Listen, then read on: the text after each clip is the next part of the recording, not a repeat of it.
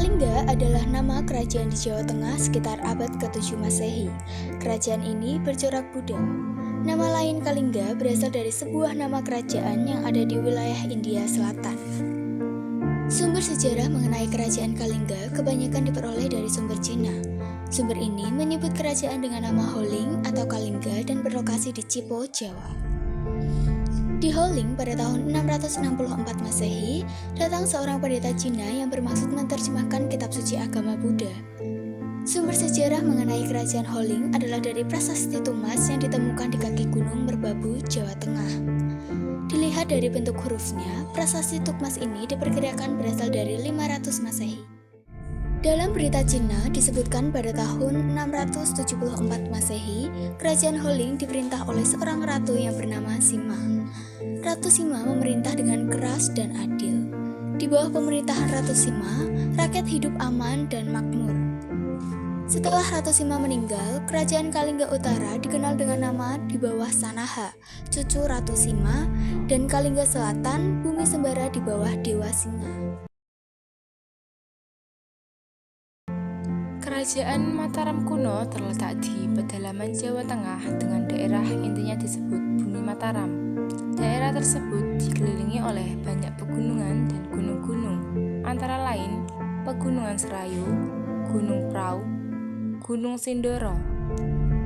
Daerah tersebut juga dialiri banyak sungai, antara lain Sungai Bugawonto, Sungai Progo, Sungai Elo, Sungai Opak, dan yang terbesar adalah Sungai Bengawan Solo. Pemerintahan kerajaan Mataram kuno dipegang oleh dua dinasti, yaitu Dinasti Sanjaya dan Dinasti Sailendra. Dinasti Sanjaya memiliki sumber sejarah Prasasti Canggal 732 Masehi, Prasasti Belitung 907 Masehi, dan Kitab Cerita Parahyangan. Raja Sanjaya merupakan raja pertama kerajaan Mataram kuno yang bergelar Sri Rakai Mataram Sang Ratu Sanjaya. Raja terbesar pada dinasti Sanjaya yaitu Sri Maharaja Prakai Pikatan 840 sampai 856 Masehi. Dinasti Sailendra memiliki sumber sejarah Prasasti Kalasan 778 Masehi, Prasasti Kelurak 782 Masehi, Prasasti Ratu Boko 856 Masehi, dan Prasasti Nalanda 860 Masehi. Kehidupan ekonomi di kerajaan Mataram kuno bertumpu pada sektor pertanian. Hal tersebut didukung dengan kondisi tanah yang subur sehingga cocok untuk pertanian. Setelah kerajaan Kediri berakhir, berkembang kerajaan Singasari dengan pusat kerajaan Singasari yang terletak di dekat kota Malang, Jawa Timur. Raja-raja di kerajaan Singasari. 1. Ken Arok. Menurut kitab Pararaton, selama 5 tahun Ken Arok memerintah kerajaan Singasari. Pada tahun 1227 Masehi, Ken Arok dibunuh oleh seorang pesuruh atas perintah Anuspati. 2. Anuspati. Anuspati naik tahta pada tahun 1227 Masehi. Anuspati memerintah selama 21 tahun, tetapi belum banyak berbuat untuk pembangunan kerajaan. 3. Tohjoyo. Tohjoyo berhasil membunuh Anuspati.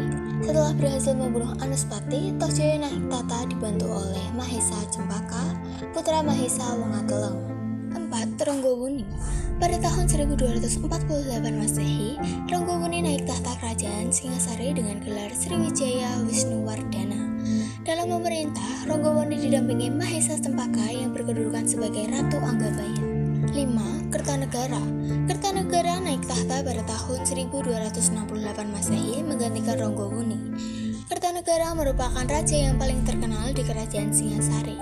Untuk memperkuat politik luar negerinya, Kertanegara menjalin hubungan dengan kerajaan-kerajaan lain yang ada di luar Kepulauan Indonesia, seperti dengan Raja Jaya Singamarwan III dari Kerajaan Campa. Bahkan salah seorang saudara perempuan dari Kertanegara diperisti oleh Raja Jaya Singawarna III. Raja mengangkat tim penasehat yang terdiri dari Rakarayani Hinu, Rakarayani Sirikan, dan Rakarayani Halu. Raja Kertanegara juga membentuk badan-badan pelaksana dengan tujuan menciptakan pemerintahan yang kuat dan teratur.